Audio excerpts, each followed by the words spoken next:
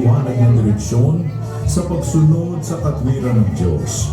Kasama ng ating mga anak ay manatili tayo sa pananampalataya at magpatuloy sa pagpapasakop sa mga katwiran niya. Samahan at kaawa-anawa ng Panginoon ang ating mga sangbahayan at loobin nawa niya na mga sangbahayan tayo na maging dapat sa Kanya. Narito ang bilang ng awiting alay sa Diyos ng ating mga supling. Samahan natin sa paghahandog sa Diyos ang ating MCGI Kids and Teens.